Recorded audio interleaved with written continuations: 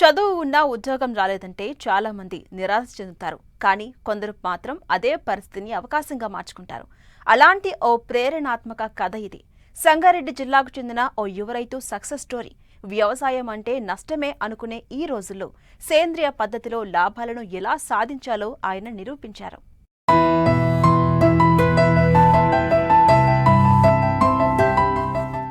ఇదిగో ఇక్కడ కనిపిస్తున్న చెరకు తోటలను చూడండి. బోదలపై డ్రిప్ ఏర్పాటు చేసి సాగు చేస్తున్న ఈ యువ రైతు పేరే ప్రకాష్. సంగారెడ్డి జిల్లా జరాసంగ మండలం కుప్పానగర్ గ్రామానికి చెందిన ఈయన బీఈడీ వరకు చదువుకున్నారు. కాని చదువు పూర్తయినా సరైన ఉద్యోగం దొరకలేదు. చాలామందిలాగా నిరాశలో మునిగిపోకుండా తన కుటుంబ వారసత్వంగా వచ్చిన 7 ఎకరాల భూమిని ఆశగా చూసుకున్నారు.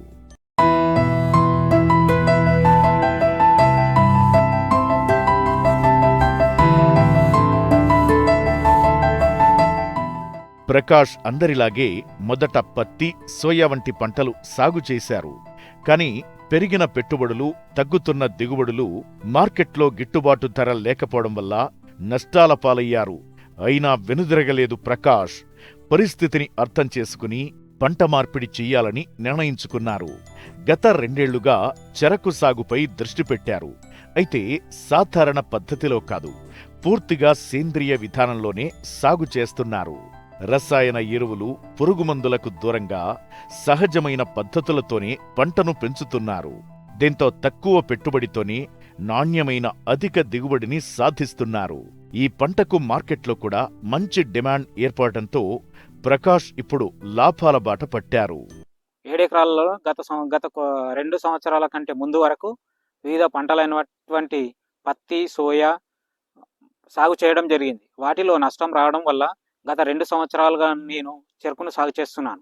నాకున్నటువంటి భూమిలో ఇప్పుడు ప్రస్తుతం గత 2 సంవత్సరాలుగా 5 ఎకరాల వరకు చెరుకును సాగు చేస్తున్నాను. దీనిని నేను సేంద్రియ పద్ధతిలో సాగు చేస్తున్నాను. సేంద్రియ పద్ధతిలో సాగు చేయడం అంటే మనము ఎప్పుడైతే చెరుకు తొక్కాలనే ఆలోచనలో ఉంటామో అప్పుడు మనము జిలుగలు కానీ జన్ములు కానీ చల్లుకోవాలి.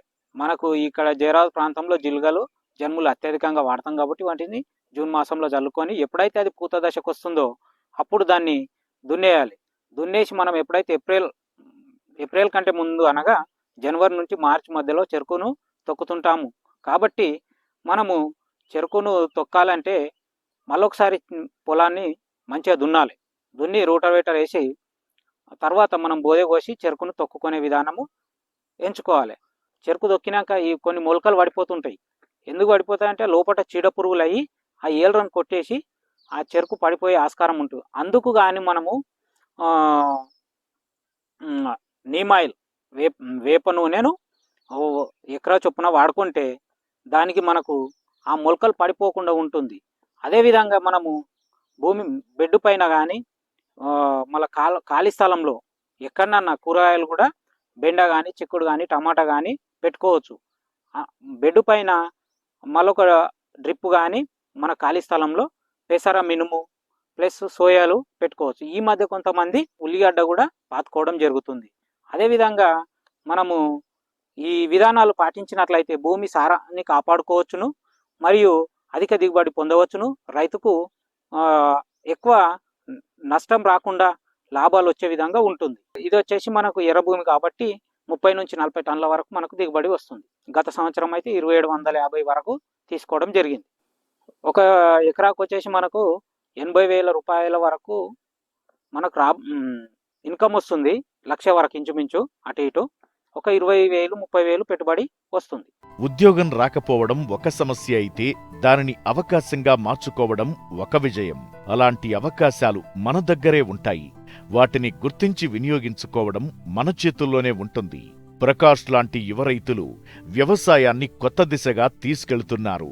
ఇలాంటి వారు ఇప్పటి యువతకు ఒక ప్రేరణ.